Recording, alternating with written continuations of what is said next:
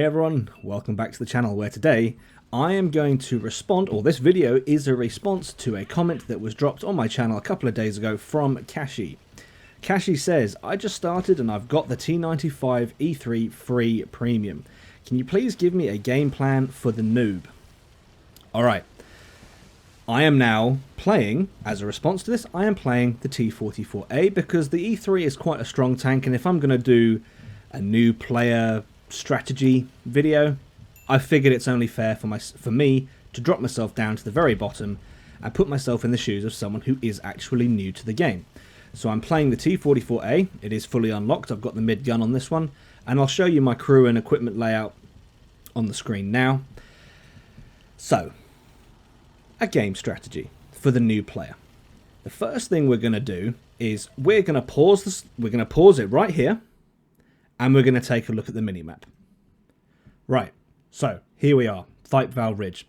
We spawned in K0. What do? The game hasn't started yet, the countdown is still going on. The strategy starts at this point. You're in K0. Alright, what do? You're in a medium. T44A, T95 E3. Where do you go? Well, you have two choices really. Three. Actually, no, I'll say three. You can go to E8, where you've got Schwaben Redoubt. I think that's how you say it. You can sit on the hill in E8. Or you can push to Thiepval Church, which is roughly G5.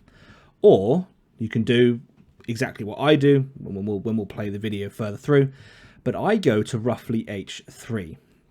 So why do I decide to take the HJK line instead of the 890 line? Well, I'm thinking about what my vehicle is. I'm thinking about what it can do. I'm thinking about what it can't do. I'm thinking about its strengths and weaknesses. And I'm also thinking about where I know the enemy team typically goes. So for example, on this map, the enemy team with their light tanks will typically take the ABC line. They're very, very fast. They're very small. They're difficult to hit. So if I go to E8, it's likely I'll be spotted and shot at, and it's also likely the targets I'll have to shoot at are very difficult to hit. So it's an option, but I'm not going to take it. Alright, G5, I can go to Thiepval Church. There's cover there, it's good concealment, but again, it's slightly less risky. It's slightly less risky in my opinion, but you're still, if you get spotted, even though you've got soft cover, but if you get spotted, there's no hard cover, and you'll get sniped from whoever is sitting in B3. So you can do that, but I would only do that if you're in a tank that's good at playing hull down.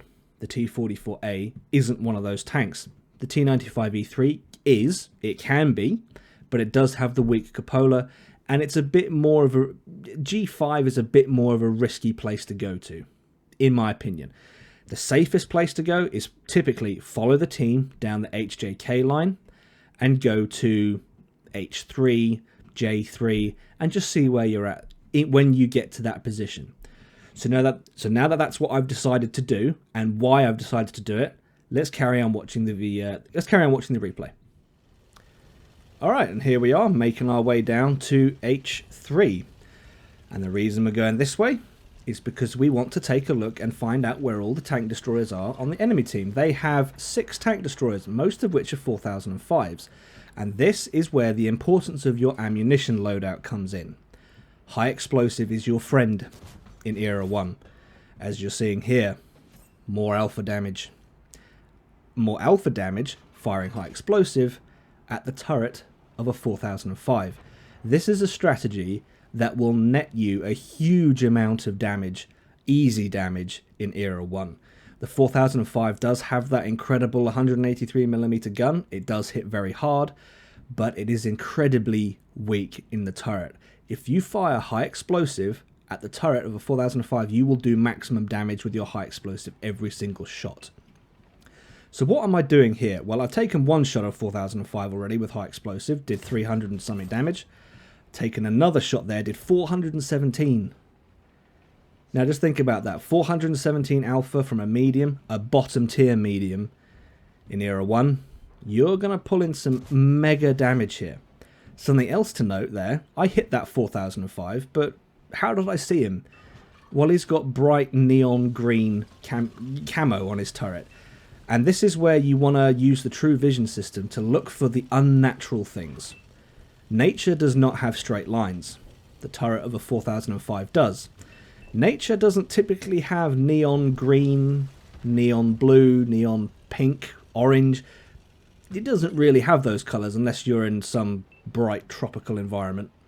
Maybe though, I don't know. I'm not a flower specialist. Anyway, those colours aren't typically natural. You want to look for things that are unnatural and then put your shots in, because you can still hit stuff even if it's not detected, as you saw there. Alright, the next strategy for a noob. Don't be the first into a fight. There's an AMX down there. He's top tier. I'm bottom tier. I'm not going to be the first in.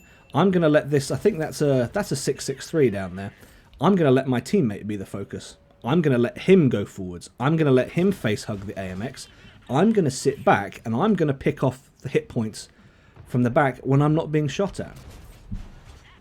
Preserving hit points. It's all about not being the first into a fight. If you can, sometimes you can't avoid it. Sometimes, you know, sometimes mistakes happen. Sometimes you pull around a corner and you see a 4005 and they get a lucky snapshot on you. Like that. That does not happen very often. He was spinning his turret around to hit me. He pulled off a snapshot and RNG said yes. So, what can you do? But nevertheless, we've taken the shot. We use our patch kit to try and get some hit points back. But they've got mostly tank destroyers left. And I don't check the scoreboard. I should have checked the scoreboard. But I'm guessing they're 4005s. And there's enough of my team left to distract them so that I can try and pick off some damage here. That's why... Oh, shot there from the right. Eye out. I know where the last... well, I know where one of the tank destroyers is. One's behind me there. The last one is way down in A0. Because that shot flew past. So there we go. Era 1. Game strategy. The last thing to cover, it doesn't happen in this game, but the last thing to cover is the strategy against light tanks. Now, I've played light tanks a lot. I've played the 101 and the 107 a huge amount. Again, here looking for unnatural shapes, straight lines in the tree there. Shot goes out, 423 damage on the turret of a 4005. It's pretty darn good. Anyway, light tanks, yes. I know exactly what I want an enemy tank to do. I know exactly what I want an enemy medium to do when I'm playing Era 1. What I want you to do, if I'm in my 101 or 107, what I want you to do is I want you to abandon all cover that you've got. That's what I want you to do, because that means I can drive around in circles around you and I have control of that engagement. You're going to be sat there spinning your hull, turning your turret, trying to get a shot on me, and I know full well I'm so fast you can't really do that. So what do you have to do? Stick to cover. And that is another reason why I played the line I did on this map. There was cover, there's concealment, there's rocks, there's roads, there's all kinds of topography in the way. You need to do everything you can to stop the light tank doing the circle of death around you. That's the strategy for avoiding being taken out by 101s and 107s. Whether it be a house, a rock, another friendly tank, a wrecked tank, the map boundary even. If you have to, back up to the map boundary, take cover there, and stop them driving around you. Because if you can stop them driving around you, you have control of that engagement. Unfortunately, it didn't happen in this game. But if you watch my live streams, you will see exactly what I do, and you will see why I pick the targets I pick in light tanks. I pick those targets that have exposed themselves. So, the strategy is do the opposite. If I want you to expose yourself and drive out into the open, if you want to protect yourself against people like me or anyone else playing a light tank, don't do what I want you to do. Stick to cover. Stick to houses, stick to rocks, stick to tanks, stick to friendlies, stick with the team. If you're on your own, an isolated tank, well, it's the same in nature really. If you run as the pack, if you stick with your team, not wolf packing, I don't like that strategy, but if you stick with the majority of your team, there's safety in numbers. If you get isolated out in the open, I'm going for you, because you're an easy target. So there you go, guys. That is the strategy, or what I would recommend for new players. This video was very specific to Thiepval Ridge. Now, obviously, not every map you play is Thiepval Ridge, but the principles behind deciding where you go apply to every single map. I decided to go where I went based on my vehicle strengths, its weaknesses, and my knowledge of where the enemy team typically goes. Obviously, it takes time for you to learn where enemy teams do and do not go. You need to learn each map. But as you get more and more experience, you'll learn more and more about where enemy teams do and don't go typically. And you can use that information to say, right, I know that on Calbang, the light tanks normally head to the center of the map with the where the paddy fields are.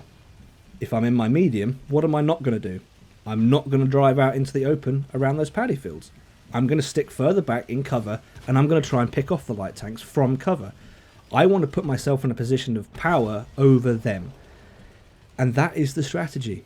In a nutshell, that really is the strategy for taking on light tanks specifically in Era 1. And that applies all the way up through the game.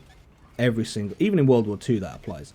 Don't put yourself in a position of weakness.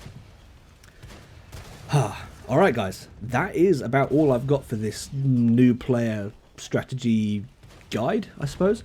If there are any other things you want me to cover, any other questions you have, any other topics you want me to talk about, I can make further videos on this. Just leave them in the comments below. So I hope you enjoyed this video. If you have, please leave it a like, if not a dislike. Subscribe if you haven't already, and I'll see you in the next one.